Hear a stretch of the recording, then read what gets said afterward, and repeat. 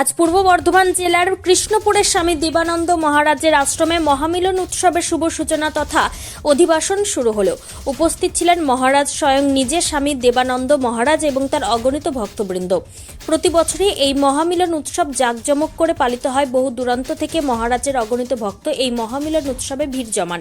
সেই মহামিলন উৎসবের আজই তার শুভ সূচনা করলেন স্বামী দেবানন্দ মহারাজ। পূর্ব বর্ধমান থেকে সমীর কুমার পাত্রের report, crime press, Bengal news. আজকে গুরুজির অধিবাসন কি বলবেন?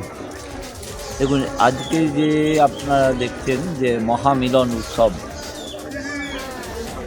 আজকে 29 বছর হয়ে গেল। তো এই মহামিলন উৎসবকে কেন্দ্র করে সারা পশ্চিমবঙ্গ তথা ভারতবর্ষের নানান প্রান্ত থেকে মানুষ এখানে আসেন। এই 1 জানুয়ারিতে এই উৎসবকে উপলক্ষে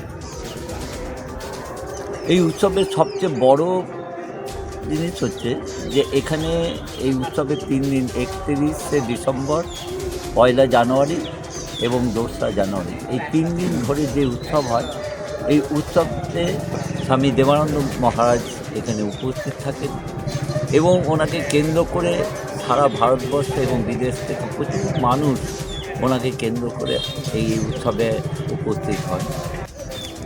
আজকে 4টার সময় আমাদের পতাকা উত্তোলনের মাধ্যম থেকে দিয়ে আমাদের এই উৎসবের সূচনা হলো। শেষ হবে 2রা জানুয়ারি সাধু ভান্ডারা দিয়ে। তো সাধু ভান্ডারাতে প্রচুর প্রায় দেশ বিদেশের সাধুরা আসেন, প্রায় 800 থেকে 1000 প্রতি বছরই সাধু আসেন। আর এই উৎসবের মূল কেন্দ্র বা যাকে কেন্দ্র করেই আমরা সকলে আসেন, তিনি হচ্ছেন সদ্গুরু স্বামী দেবানন্দ মহারাজ। ওনার কালকে অর্থাৎ 1 তারিখ ওনার অমৃত মুখ থেকে দিব্য কথা আমরা সকলে শুনি। আগামীকাল অর্থাৎ 1 জানুয়ারি এই যে পুরো মাঠটা দেখছেন এবং এই মেলা এবং আশ্রমের ভিতর সমস্ত জায়গায় আপনার লোকেরা অর্থাৎ ভক্ত সমাগমে ভরে যায় এবং নানান ধরনের সাংস্কৃতিক অনুষ্ঠানও হয়, যে অনুষ্ঠানগুলো মানে খুব উচ্চ পর্যায়ে হয়ে থাকে। যেমন আজকে যে আপনার পতাকা উত্তোলন হলো, এই পতাকা উত্তোলন আপনি যদি দেখে থাকেন তাহলে দেখবেন যে এই পতাকা উত্তোলনের মান কিন্তু অনেক বেশি। এই ছাড়া আমি আপনাদের জানাই যে আমাদের এখানে অর্থাৎ স্বামী দেবানন্দ মহারাজের আশ্রম আছে 14টা।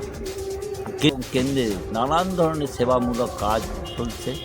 তার মধ্যে 5খানা স্কুল আছে, যে স্কুলগুলোতে আপনার দুস্থ থেকে আরম্ভ করে সমস্ত সেই অঞ্চলের সমস্ত ভক্তদের এবং প্রত্যেকের বাড়িতে বাড়িতে গিয়ে আমরা যাদের বাড়িতে আলো এখন শিক্ষার আলো ঢোকেনি তাদের গার্জেনকে বুঝিয়ে তাদের ছেলেগুলোকে নিয়ে এসে আমরা শিক্ষা দিয়ে দিই। এছাড়া 2টো বৃদ্ধাশ্রম আছে, যে বৃদ্ধাশ্রমে কোনো অর্থ বা কিছুই লাগে না। যারা দুস্থ, যাদের কেউ নেই, তাদেরকে এই বৃদ্ধাশ্রমে রাখা হয়।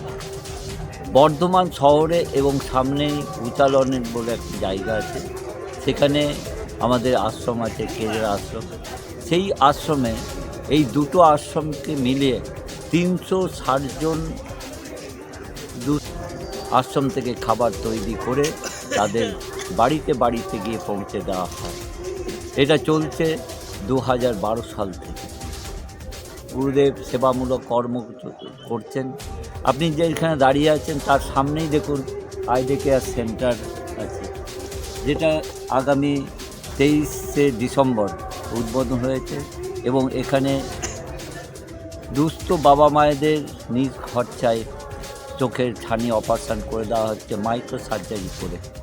তো এই ধরনের কর্ম, এছাড়া 9খানা আমাদের ক্লিনিক আছে, যেখানে ডাক্তার বসছেন, অ্যালোপ্যাথি হোমিওপ্যাথি ডাক্তার বসেন এবং তাদেরকে সকলকে মানে খুব ভালোভাবে পরিষেবা আমরা দিয়ে থাকি। এই রকম নানান ধরনের কর্ম গুরুদেব করছেন এবং তার মধ্যে আমরা যুক্ত হয়ে নিজেদেরকে ধন্য মনে করছি। আপনার নাম পরিচয়? আমি স্বামী দেবানন্দ মহারাজের কৃষ্ণপুর নাদরাতেই থাকি। আমার নাম হচ্ছে তোমার আমার সকলেরই একটাই পছন্দ, মাদার্স চয়েস। ঘরে সুগন্ধি ভাত, প্রতিদিনের রান্নায় নিখুঁত স্বাদ, চাই উন্নত মানের চাল। তাহলে আর দেরি কেন? আজই যোগাযোগ করুন ধনরাজ অ্যাগ্রো ইন্ডাস্ট্রিজ প্রাইভেট লিমিটেডে।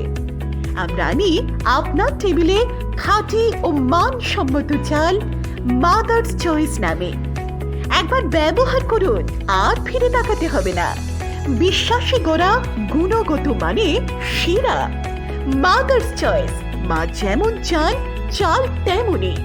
যোগাযোগের জন্য এখনই কল করুন 8509752023 এই নম্বরে। মাদার্স চয়েস শুধুই সেরা নয়, সবার প্রথম পছন্দ।